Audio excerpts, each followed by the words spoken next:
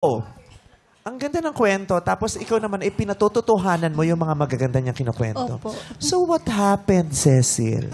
What happened is, sobrang naging busy po ako. By July po, at that time kasi, nag-asikaso na po ako for OJT.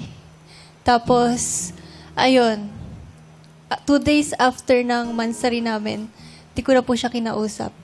Dahil? Super loaded na po talaga kasi lahat. Tapos, parang I feel like, ang dami kong responsibilities. Like? Na Pwede mo bang ikwento para maunawaan namin? Yes po.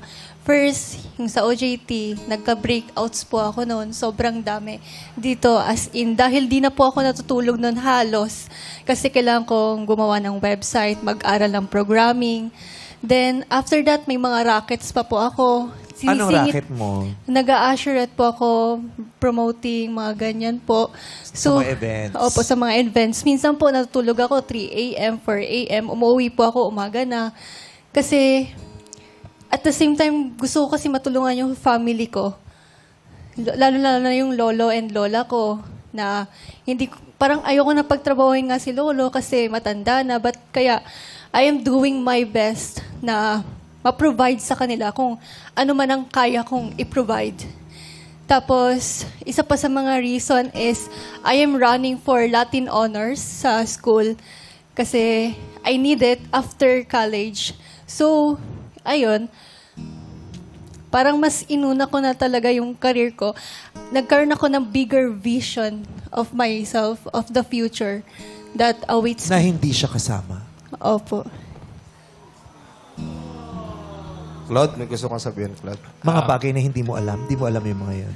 Nakakalungkot lang po kasi before lagi namin sinasabi na sabay namin naabutin yung mga pangarap natin pero sa wala iiwan niya rin pala ako mag-isa. Bakit, Yeah.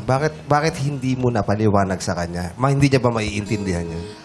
Ay, hindi ko po napaliwanag sa kanya kasi alam ko kapag nag-try ako sa kanya mag-reach out, itatry niya pa rin. Hindi niya ako papakawalan kasi ganun niya ako kamahal. Yeah, pwede namang hindi kanya pakawalan pero luluwagan niya. Mas At maiintindihan palalawakin niya kasi. niya ang kanyang pangunawa. Yes po. Actually, nasa isip ko din po yan. Pero depends sa situation po kasi. Parang hindi po talaga kaya. Kasi siya, busy din po na din siya sa mga ginagawa niya sa life niya. And yun, priorities po talaga. Question, if you don't mind. Yung mga sinabi mo, rason talaga yan or alibi? Hindi po. Hindi ba, question lang to ha, di ba? Sinasabi lang natin ang mga rason pero ang totoo, hindi pala ako in love. Hindi ko pala siya masyadong gusto. Yeah. Actually, But your truth is, yes, gustong-gusto ko po talaga siya. But then, I need to choose between love over career. Kasi, ganun po talaga eh. why did you have to choose? Ano po? Bakit kailangang mamili? Kailangan ko po mamili kasi Sobra ba siyang nakakasagabal talaga sa career?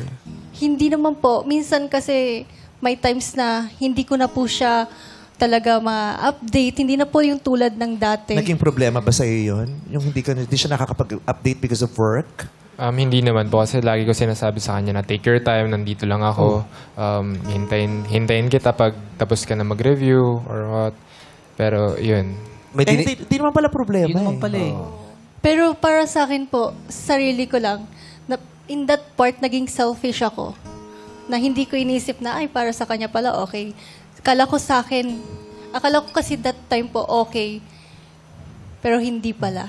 Kasi di ba parang ang laking blessing yon na you have someone who understands Yes. you. Hindi ka Your pinipressure. situation. Hindi ka pinipressure. Yung, Correct. lahat naman tayo at some point, ang daming nating iniisip, pinagdadaanan at ginagawa. Pero ang laki ng bagay kung yung partner natin, nauunawaan tayo, Understanding. di ba? At hindi sumasabay sa dami ng stress natin. Mga demanding. Di ba? ganon. Di ba yun yung klase ng partner na ipinagdadasal natin? Yes. Yung partner na magaan. Nagdi-demand ba si Claude sa'yo ng anything? Minsan lang po, di naman yung sobra-sobra. Pero hindi ko na po talaga kasi kaya that time. Nagde-demand siya ng Minsan, kapag late po ako mag-reply, Ganon.